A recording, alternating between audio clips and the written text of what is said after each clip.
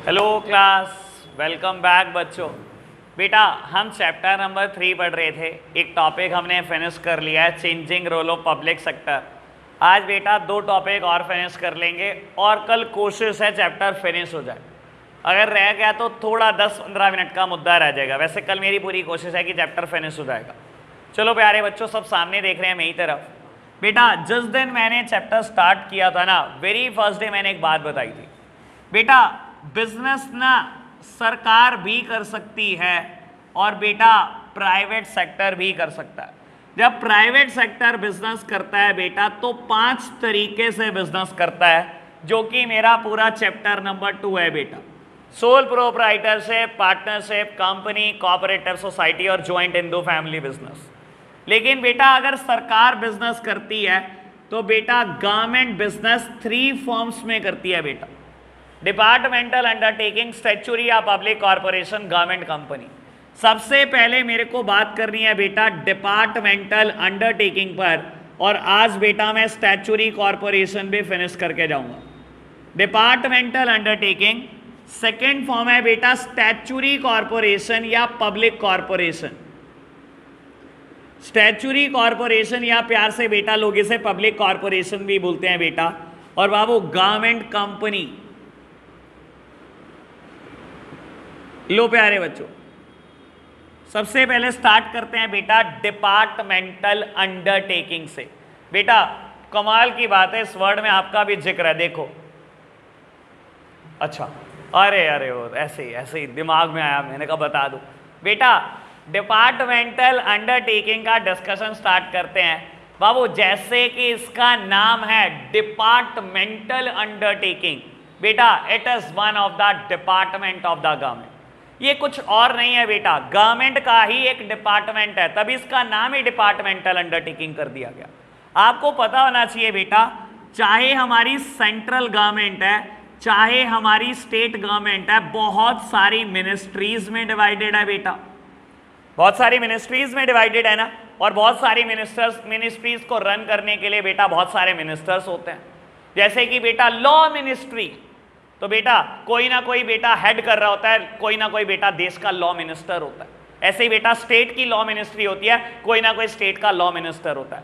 Finance ministry, बेटा कोई ना कोई फाइनेंस मिनिस्टर होता है, ठीक है ना बाबू। कम्युनिकेशन एंड आईटी मिनिस्ट्री, कोई ना कोई बेटा कम्युनिकेशन या आईटी मिनिस्टर होगा बेटा, ठीक है ना। डिफेंस मिनिस्ट्री, कोई ना कोई डिफेंस मिनिस्टर होगा। रेलवे मिनिस्ट्री, कोई ना कोई रेलवे मिनिस्टर होगा। ऐसे ही होता है बेटा। सेंट्रल गवर्नमेंट और स्टेट गवर्नमेंट, कोई भी गवर्नमेंट हो बेटा, it is divided into ministries. और बेटा इन मिनिस्ट्रीज के अंदर फर्दर डिपार्टमेंट होते हैं। जैसे कि मैं बात करूं बेटा रेलवे मिनिस्ट्री की, तो बेटा रेलवे मिनिस्ट्री में बहुत सारे डिपार्टमेंट हैं। एक डिपार्टमेंट का नाम है डिपार्टमेंट ऑफ रेलवे। ऐसे ही मैं बात करूं बेटा टेलीकम्युनिकेशन एंड आईटी मिनिस्ट्री की, इसमें एक डिपार्टमेंट है बेटा जिसको प्यार से हम डीओटी बोलते हैं बेटा, डिपार्टमेंट ऑफ टेलीकम्युनिकेशन।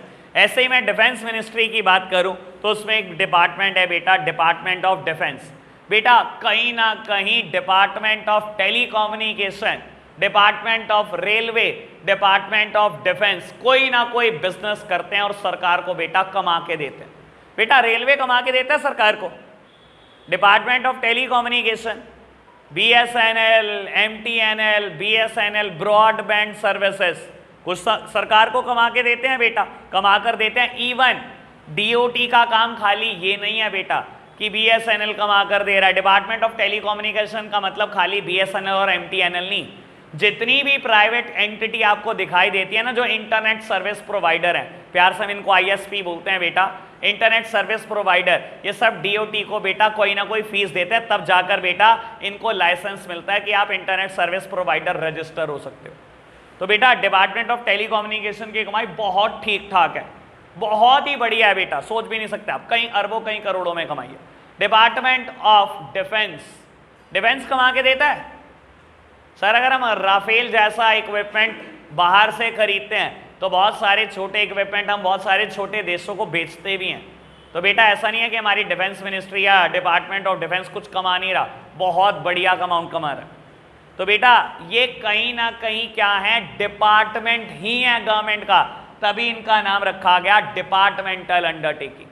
बाबू इनके ऊपर डिपार्टमेंटल अंडरटेकिंग के ऊपर एक ओवरऑल कंट्रोल किसी ना किसी मिनिस्ट्री का होगा, जैसे कि दिखाई भी दे रहा है डायग्राम में।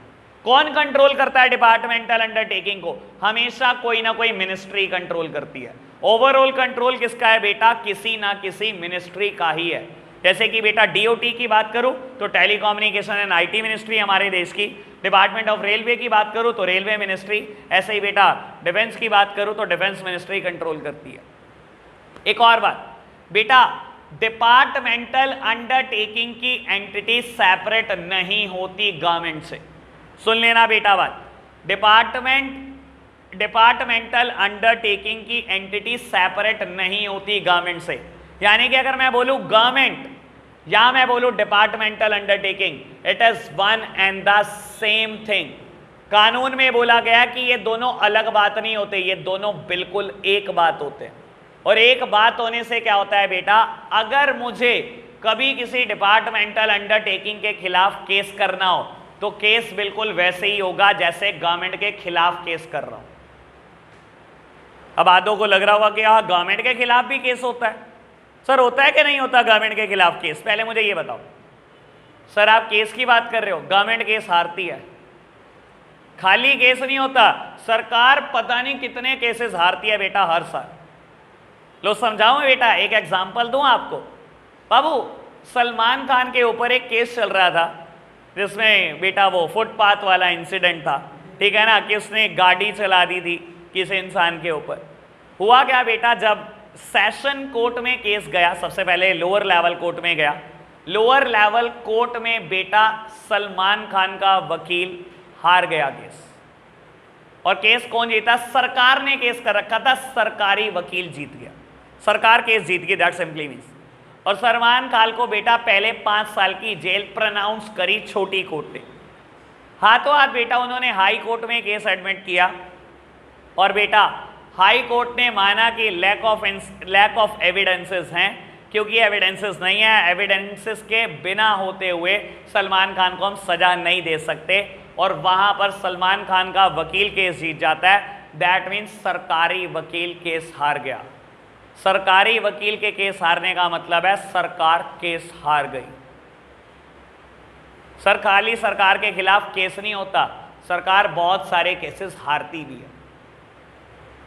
समझ में आई बात? तो बेटा डिपार्टमेंटल अंडरटेकिंग और किसी भी गवर्नमेंट की बात कर लो, इनकी एंटिटी अलग अलग नहीं होती। ये बेटा दोनों एक ही चीज है। और एक ही चीज होने से क्या होता है बेटा, अगर आपने कभी डिपार्टमेंटल अंडरटेकिंग के खिलाफ केस करना हो तो केस बिल्कुल वैसे ही होगा बेटा जैसा गवर्नमेंट के खिलाफ केस होता है। समझ में आई बात? मैंने अभी इंट्रो बताया, मेरे पास बताने के लिए बहुत सारी चीजें हैं डिपार्टमेंटल अंडरटेकिंग में। मैंने फीचर पढ़ने हैं, एडवांटेजेस पढ़नी है, डिसएडवांटेजेस पढ़नी है। जब बेटा हम इन चीजों को पढ़ेंगे तो बहुत ज्यादा क्लैरिटी आ जाएगी। एक बात और सुन लेना, फीचर बहुत अच्छे से पढ़ना। फीचर अच्छे से पढ़ोगे तो एडवांटेजेस और डिसएडवांटेजेस में कम मेहनत करनी पड़ेगी, ठीक है ना। हमेशा बताता हूं ना ये बात, आपने पहले भी सुनी होगी मुझसे। बेटा फीचर से ही निकलती हैं एडवांटेजेस, फीचर से ही निकलती हैं डिसएडवांटेजेस। शायद मैं 10वीं बार ना रिपीट कर रहा हूं, लेकिन एक बार फिर बोल देता हूं। बेटा भगवान ने आपको आंखें दी हैं, ये फीचर है। और बेटा भगवान ने किसी को सुंदर आंखें दी हैं, ये उसकी एडवांटेज है। फीचर से ही निकलता है एडवांटेज। और अगर किसी को लगता हो भगवान ने उसको कुछ खराब दिया, ऑल्दो खैर किसी को दिया नहीं, तो बेटा वही चीज डिसएडवांटेज भी हो सकती है। फीचर से ही निकलती है एडवांटेजेस और डिसएडवांटेजेस। फीचर अच्छे से पढ़ोगे तो एडवांटेज और डिसएडवांटेज में मेहनत कम करनी पड़ेगी, ठीक है जी। बाबू एक एक फीचर मैंने रीड करना है, मैंने पढ़ाना है, अभी जल्दी मत करना। बस आप एक काम कर लो, इंट्रो पढ़ के दे दो मेरे को और पहला फीचर पढ़ के दे दो। क्या इतनी बात क्लियर हुई क्या आपको? बेटा हमने इंट्रो पढ़ा, तीनों एग्जाम्पल वही हैं जो मैंने एग्जाम्पल दिए।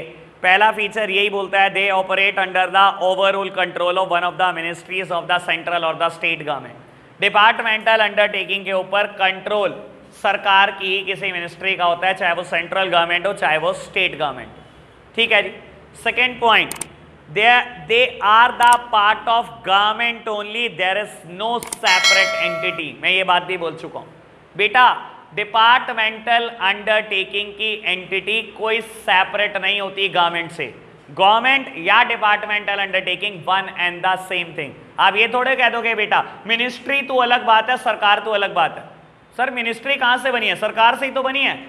और अगर कोई डिपार्टमेंट बना है बेटा मिनिस्ट्री का, तो बेटा सरकारी तो है वो, कोई बेटा अलग चीज नहीं है ये।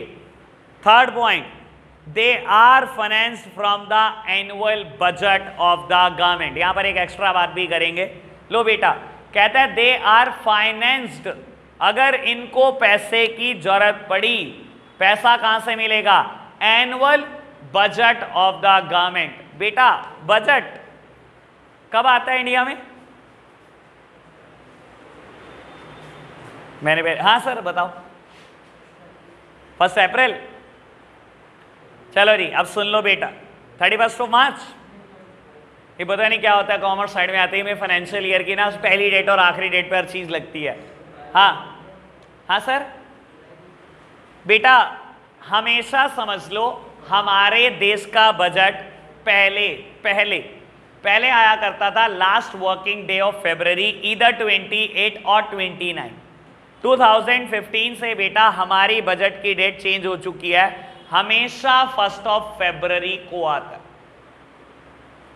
ठीक है, हमेशा 1 फरवरी को आता है। और जब बजट आता है इसमें बेटा फ्यूचर के बारे में लिखा होता है कि हम अगले साल में क्या क्या कमाने वाले हैं और क्या क्या खर्च करने वाले हैं, कहां कहां कितना खर्चा करेंगे हम बेटा, और कहां कहां कितना कितना कमाई हमारे को हो जाएगी, हमें अंदाजा क्या है। ठीक है ना, यानी कि बेटा अगर ये 1 अप्रैल 21 को आया होगा, आया ही था बेटा, तो बेटा ये किस साल के लिए आया होगा? फाइनेंशियल ईयर 21-22 के लिए। जब आएगा फ्यूचर में 1 फरवरी 2022 को, तो किस फाइनेंशियल ईयर के लिए आएगा? 22-23 के लिए आएगा बेटा। समझ में आई बात? बाबू कहता है they are financed from the annual budget of the government. अगर इनको पैसे की जरूरत पड़ती है तो बेटा बजट से मिलता है। और आपकी नॉलेज के लिए बता देता हूं, ऐसा हो ही नहीं सकता कभी आपने ना सुना हो कि इंडिया ने इस साल अपने बजट से 10% पैसा खाली डिफेंस में लगा दिया। इतने डिफेंस इक्विपमेंट इंडिया इस बार इंपोर्ट करने वाला है, इतने इन हाउस प्रोड्यूस करने वाला है। बेटा इस बार बुलेट ट्रेन को 30,000 करोड़ रुपए देंगे हम। सर ये सारी अनाउंसमेंट बजट से होती हैं।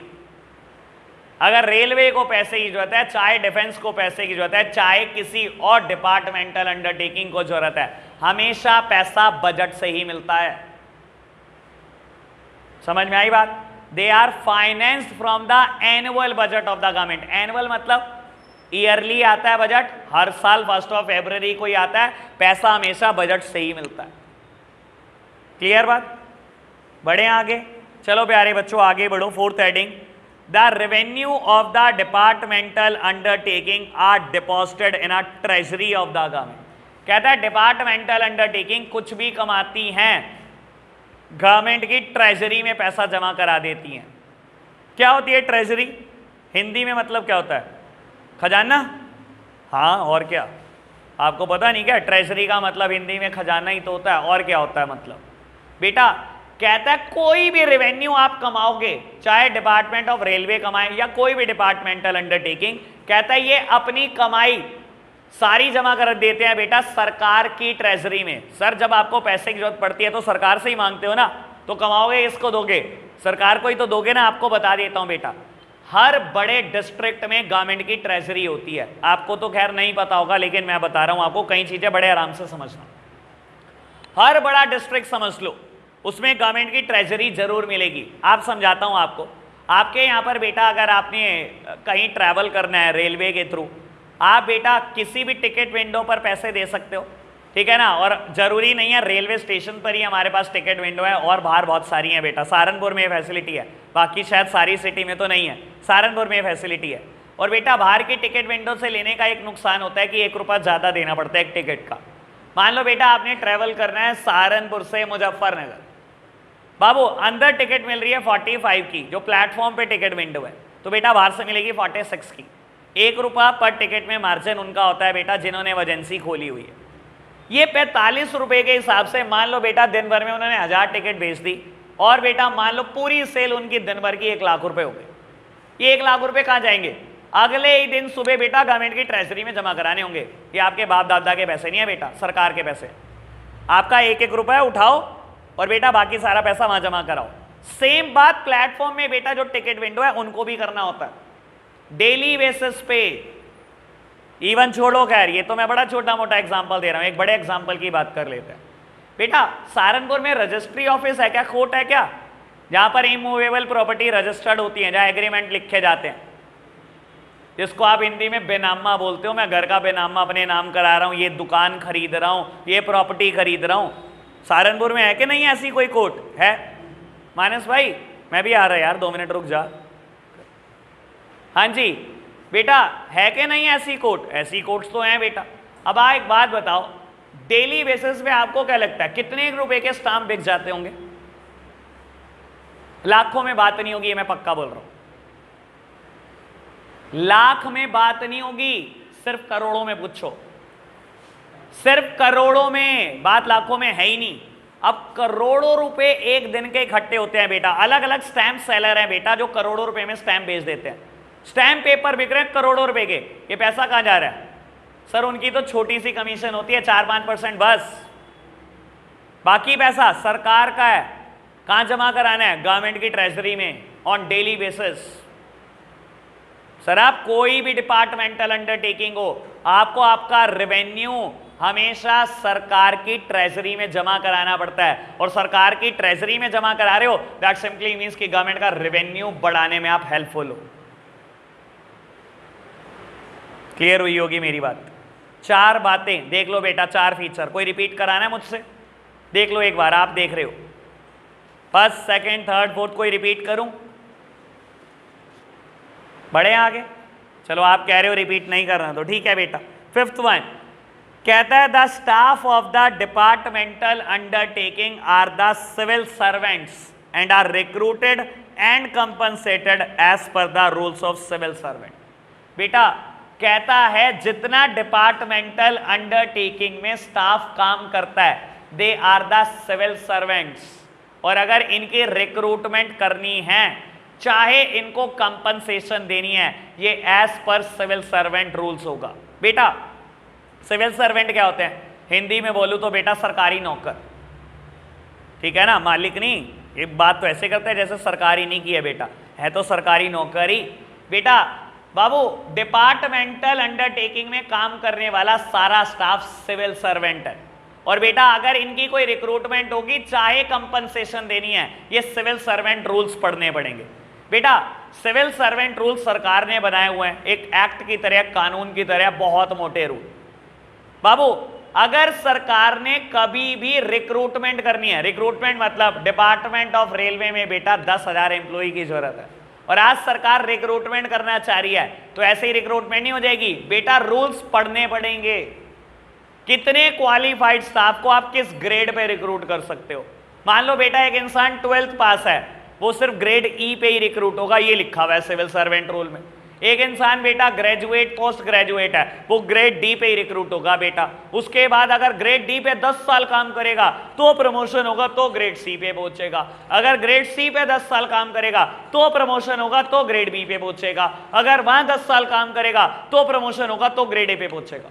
मान लो ऐसे लिखा गया, तो बेटा वैसे ही चलेगा जैसे लिखा गया, इसमें कोई मदद नहीं कर सकता किसी की बेटा। और किसकी सैलरी क्या होगी ये भी सिविल सर्वेंट रूल में लिखा होता है।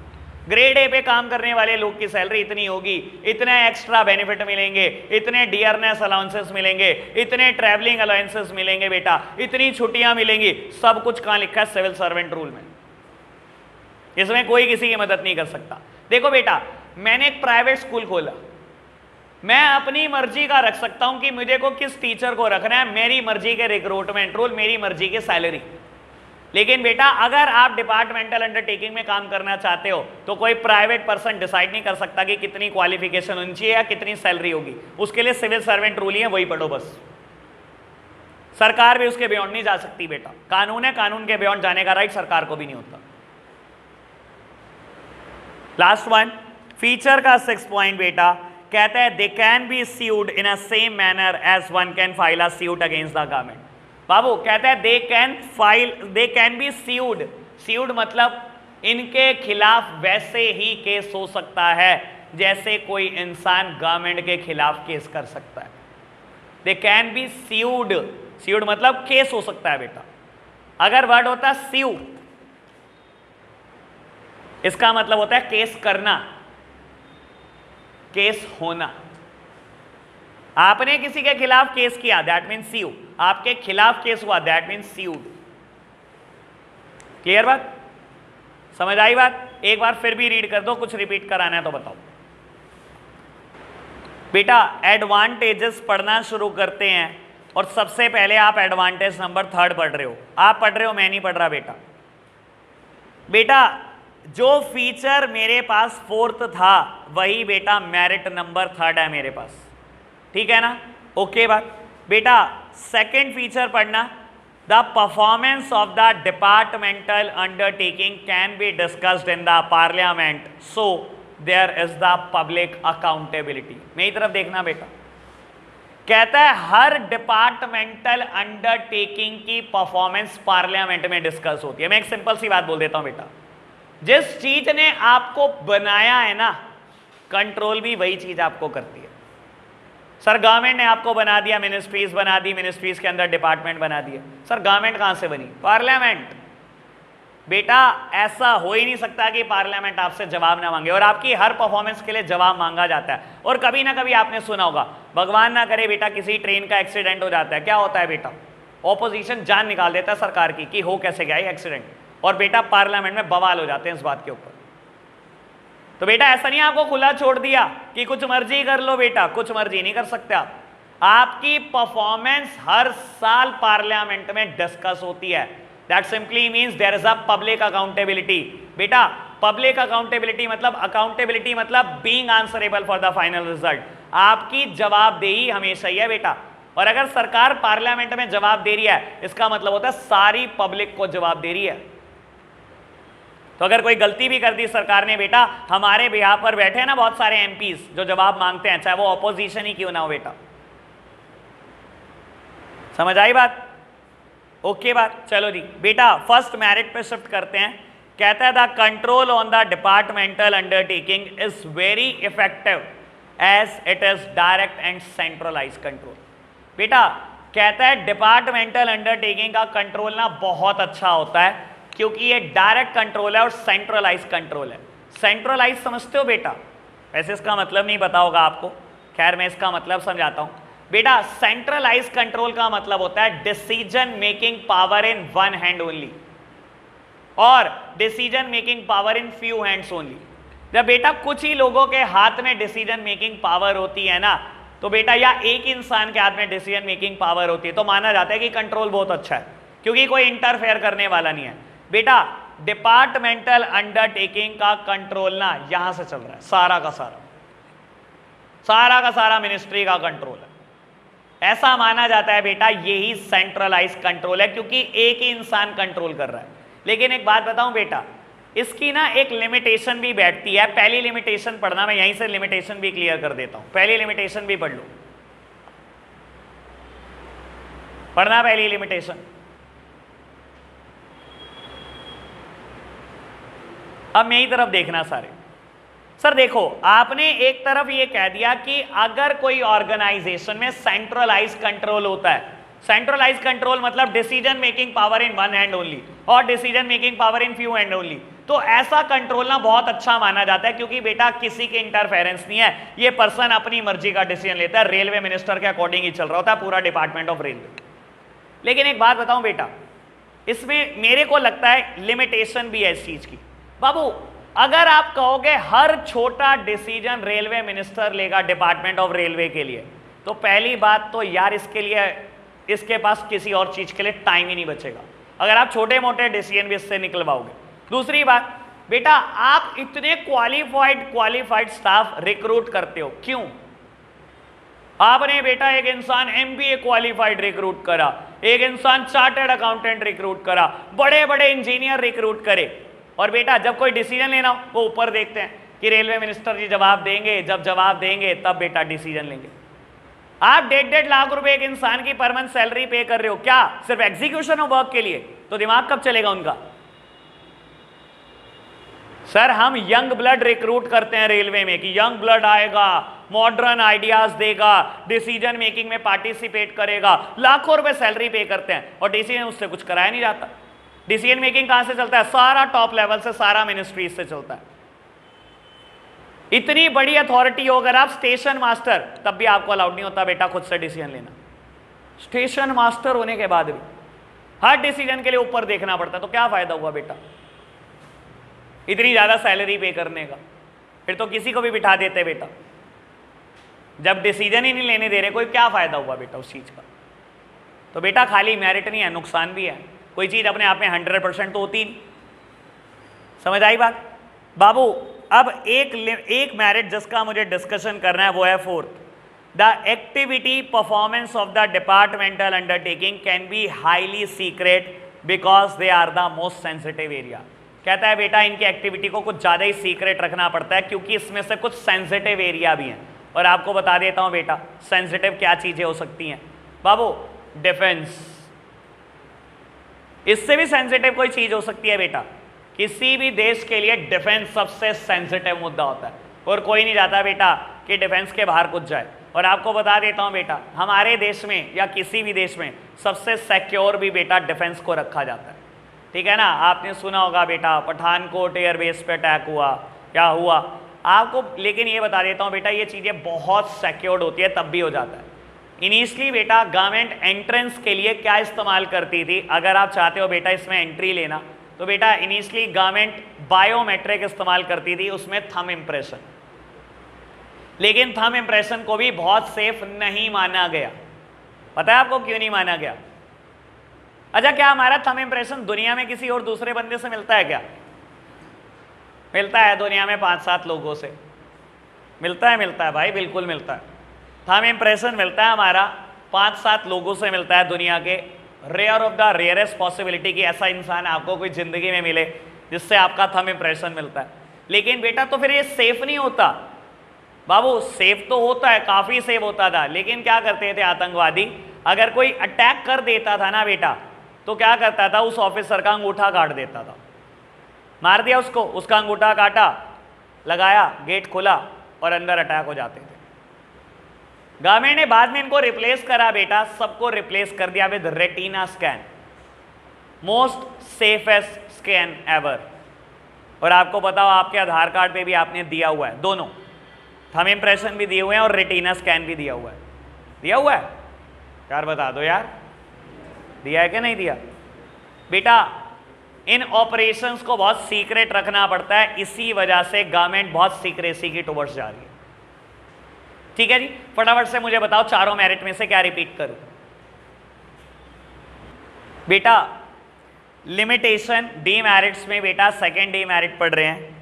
The departmental undertaking are managed by the government officials, they can be transferred any time, as a result they have less sense of responsibility and the efficiency। बेटा क्या बोल रहा है ये? कहता है बेटा डिपार्टमेंटल अंडरटेकिंग को चलाने वाले गवर्नमेंट ऑफिशियल का ट्रांसफर किसी भी टाइम हो जाता है। तो बेटा सेंस ऑफ बिलोंगिंगनेस नहीं है बेटा, सेंस ऑफ रिस्पॉन्सिबिलिटी की कमी है। समझाने के लिए एक बात बोलता हूँ, मैंने ऐसी अपनी ज़िंदगी में बहुत किस्से देखे बेटा। एक क्लाइंट है बेटा मेरा, मुझसे फाइल बनवा कर गया लोन की, ठीक है ना। ब्रांच मैनेजर के पास ले गया कि सर ये लोन कर रहे थे। ब्रांच मैनेजर ने 10 कमियां बता दी कि नहीं आपका तो लोन हो नहीं पाएगा, ये 10 कमियां हैं इसमें। उसने कहा अच्छा सर कुछ ले दे के हो जाएगा? नहीं नहीं नहीं नहीं बिल्कुल नहीं, हम नहीं लेते हैं, चलो बात टाल। 10 दिन बाद पर्सन के ट्रांसफ़र के ऑर्डर आ गए कि आपने 2 दिन में ट्रांसफ़र होना है आपका, आप इस सिटी से उस सिटी में भेज रहे हो। उसी क्लाइंट को कॉल लगाएगा ब्रांच मैनेजर, आ जाते सर लोन कराओ 1 दिन में फटाफट जल्दी, और इतना लगेगा पैसा, रिश्वत दो कराओ। सर बहुत कम सेंस ऑफ रिस्पॉन्सिबिलिटी होती है इनके अंदर, क्योंकि इनको पता है बेटा इन्होंने किसी जगह टिकना नहीं, हो जाएगी गड़बड़, हो जाएगी बाद में कौन पूछेगा। तो बहुत कम सेंस ऑफ रिस्पॉन्सिबिलिटी। बहुत कम सेंस ऑफ बिलोंगिंगनेस, कि हम किसी जगह को बिलोंग करते हैं। बेटा जिस थाली में खाते हैं कम से कम उसमें तो छेद ना करें। समझ आई बात? क्लियर हुई बात? और ऐसे ही बेटा इनकम टैक्स ऑफिसर भी करते हैं बहुत, सर ये केस कराना था, नहीं नहीं ये तो नहीं हो पाएगा, इतना सरकार को टैक्स जमा करा दो। बंदे ने कराया नहीं, मान लो 5 दिन के बाद उसके ट्रांसफर के ऑर्डर आ गए, यही कॉल आएगी आओ इतना मुझे तो निपटाओ केस। ठीक है ना बेटा? तो बहुत कम सेंस ऑफ रिस्पॉन्सिबिलिटी इनके अंदर होती है। बढ़े आगे, चलो प्यारे बच्चों आगे बढ़ते हैं। Third heading is red tapism and bureaucracy refers to the delay in decision making due to too many formalities, paperwork and the procedure। बेटा कहता है रेड टैपिज्म से भरी हुई ऑर्गेनाइजेशन है। पता है आपको रेड टेप क्या होता है? इसे हम प्यार से रेड टेप ही बोलते हैं। रेड टेप मतलब lots and lots of formalities, lots and lots of paperwork. बेटा सरकारी काम और कितनी फॉर्मेलिटी ना हो ऐसा तो हो ही नहीं सकता। एक बात बताता हूं आपको सरकारी फॉर्मेलिटी बताने के लिए। बेटा इंडिया ने 1991 में ग्लोबलाइजेशन किया। 1991 में हमने एलपीजी पढ़ी थी ना, ग्लोबलाइजेशन करा। ग्लोबलाइजेशन का मतलब क्या था कि आपके लिए आज से इंडिया एक इकोनॉमी नहीं है, आपके लिए बेटा इकोनॉमी क्या है? पूरी दुनिया एक इकोनॉमी है। यानी कि बेटा बेसिकली आपने 1991 में वेलकम कर दिया सारी की सारी कंट्री की सारी कंपनी का कि आओ और इंडिया में आकर गुड्स बनाओ, इंडिया में बेचो, हमारी तरफ से कोई रेस्ट्रिक्शन नहीं, हमने सब खत्म कर दिया। यही मतलब है ग्लोबलाइजेशन का। 1986 में कंपनी ने ट्राई करा कि वो इंडिया में आए और गुड्स प्रोड्यूस करे, और उस टाइम तक तो बेटा हम ग्लोबलाइजेशन को प्रमोट नहीं करते थे, खैर उस टाइम तो परमिशन मिलने का सवाल ही नहीं होता। लेकिन 1991 में आपने ग्लोबलाइजेशन कर दिया और इस कंपनी ने लगातार 13 साल तक गवर्नमेंट की फॉर्मेलिटी पूरी करी। 13 साल, 1986 से शुरू होकर 1999 तक। इवन आफ्टर द ग्लोबलाइजेशन आपने इतनी फॉर्मेलिटी पूरी कराई कि 1999 में कंपनी ने हाथ जोड़ दिया कि मुझे कभी इंडिया नहीं आना। This is red tapism. और क्या होता है रेड टैपिज्म? सर जिसने डीमोनेटाइजेशन में स्टेट बैंक ऑफ इंडिया में अकाउंट खुलवाया होगा ना, उसे पता होगा बेटा क्या होता है रेड टैपिज्म। अरे मैं कहता हूं वैसे ही अकाउंट खुलवा के दिखाओ एक दिन में स्टेट बैंक ऑफ इंडिया में, एक दिन में पता लग जाएगा बेटा आटे दाल का भाव, समझ में आ जाएगा रेड टैपिज्म किसे कहते हैं। वो तो पूरा ऑफिस खेलते हैं। पहली टेबल पे जाओ, अरे कहाँ फॉर्म तो तीसरी टेबल पे मिलता है, तीसरी टेबल पे जाओ, वो कहते हैं फिल करा दो सर मुझे पढ़ा लिखा नहीं हूं मैं नहीं कराता, वो तो 5वीं टेबल का काम है, 5वीं पे जाओ वो 7वीं पे भेजता है, बस यही चलता रहेगा बेटा पूरा दिन, फॉर्म नहीं भरा जाएगा एक। और क्या होता है रेड टैपिज्म? और रेड टैपिज्म पे बेटा एक ऐसा एग्जांपल दूंगा, मजा आ जाएगा आपको सुनकर। बेटा एक टाइम की बात है, मेरी इंटर्नशिप चलती थी बेटा, मैं किसी सीए के अंडर काम सीख रहा था जिस टाइम पर बेटा मेरी सीए चल रही थी। तो वहां पर बेटा मेरे साथ एक स्टाफ भी था जो उनका पेड स्टाफ था मेरे चार्टर्ड अकाउंटेंट का। बाबू वो रिटायर्ड थे फ्रॉम रेलवे, ठीक है ना, सॉरी रिटायर्ड थे फ्रॉम बैंक, ठीक है ना, बैंक से रिटायर्ड थे, 60 साल की उनकी एज थी बेटा, और काम करा करते थे मेरे सीए के ऑफिस में। तो एक बार ऐसे ही बैठे हुए मुझे इंसिडेंट बता रहे थे, कहता है एक बार ना मेरा ट्रांसफ़र कर दिया इन्होंने मेरठ, और क्या होता था, कहते हैं शाम को 5 बजे हम मेरठ से चलते थे, एक ट्रेन चलती थी, जो ट्रेन कहाँ आती थी, देवबंद तक आती थी, और देवबंद से हम फिर बस पकड़ते थे और घर आते थे। कह रहे एक दिन क्या हुआ, मैंने ना रेलवे को चिट्ठी लिख डाली कि हम इतने लोग हैं जो डेली हम ट्रैवल करते हैं, मेरठ से डेली देवबंद आते हैं और बेटा बाद में बस पकड़ के सहारनपुर आते हैं। उन्होंने रेलवे को सजेस्ट करा कि अगर आप इस ट्रेन को देवबंद से सहारनपुर तक भी चला दो तो रेलवे को इतना मुनाफा होने वाला, सारी कैलकुलेशन करके दे दी कि हम इतने लोग हैं, इतना आपका डीजल फूकने वाला है, इतना आपको तब भी प्रॉफिट होगा, पूरी कैलकुलेशन करके रेलवे में भेज दी, चिट्ठी डाल दी। कहते 3 साल बाद मेरे घर पे एक चिट्ठी आई, रिप्लाई आया कि हमने उस ट्रेन को अब सहारनपुर तक कर दिया है, और कह रहे 1 साल पहले मेरा ट्रांसफर भी हो गया था, मैं 2 साल वहां पे रहा। सर और कितना रेड टैपिज्म लोगे? जहां आपके मुनाफे की बात है वहां आप 3 साल बिता देते हो, नुकसान में तो आप पता नहीं क्या कर दोगे। इतनी फॉर्मेलिटी कि एक डिसीजन लेने में 3 साल लग गया आपको, जो आपके मतलब फायदे का सौदा था। सर समझ में आया रेड टैपिज्म क्या चीज़ है? अब तो खैर आ ही गया होगा। चलो जी बेटा fourth point, there is lot of political interference through the ministries. कहता है बेटा पॉलिटिकल इंटरफेरेंस बनी रहती है। चलो खैर, ये तो इसके ऊपर तो मेरे पास इससे भी जबरदस्त एग्जांपल है, और बनी रहती है बेटा। बाबू कोई भी मिनिस्टर होता है ना, क्या समझता है बेटा डिपार्टमेंटल अंडरटेकिंग को? ये तो हमारी पर्सनल प्रॉपर्टी है, जैसे इनके बाप दादा लेकर आए थे बेटा या छोड़ के गए थे, ठीक है ना। और ऐसे ही काम होता है बेटा मिनिस्ट्रीज में, मैंने तो बहुत देख लिया, और आप भी देख लेना, आपने भी अपनी प्रैक्टिकल लाइफ में कभी ना कभी ऐसे एग्जाम्पल सुने होंगे, एक्सपीरियंसेस हुए होंगे आपके। बेटा एक टाइम की बात है, मैं किसी का नाम नहीं ले रहा, इंडिया के रेलवे मिनिस्टर को दिल्ली से अमृतसर जाना था, और बेटा शोशे के लिए साल में एक बार या 5 साल में एक बार अपने टेन्योर में ये रेलवे से ट्रैवल कर ही लेते हैं। बाकी तो है ही हमारे पास हमेशा प्लेन, लेकिन एक आधी बार दिखाना भी पड़ता है रेलवे मिनिस्टर को कि मैं भी इंडियन रेलवे से ट्रैवल करता हूँ। तो एक बार हमारे मिनिस्टर साहब को ट्रैवल करना था, दिल्ली से अमृतसर जाना था, और वाया सहारनपुर वो जा रहे थे, ठीक है जी। और आपको पता ही होता है बेटा, जब सहारनपुर ट्रेन रुकेगी तो रेलवे मिनिस्टर का कैसा वेलकम होगा। हमारे लोकल नेता भी बहुत सारे हैं बेटा, तो वेलकम करने पहुंच गए, उनको भी तो बेटा अपनी रैंक बढ़वानी है ना, कुछ भी करके, तो बेटा वो भी पहुंच गए वेलकम करने। तो पता लगता है जी ट्रेन के पीछे स्पेशल एसी कोच लगकर आया, जिसमें 72 सीटें होती हैं, और अकेले मिनिस्टर साहब बैठ कर आए हैं। 72 सीट हो गई, एक एसी कोच, अकेले रेलवे मिनिस्टर साहब आ रहे हैं। सर और कैसी होती है पॉलिटिकल इंटरफेरेंस, मुझे भी समझाओ। ऐसे समझेंगे बेटा पर्सनल प्रॉपर्टी है रेलवे तो इनकी। समझ आया एग्जाम्पल बेटा? ठीक है जी, आज के लिए इतना ही रखते हैं बच्चों, बाय बाय।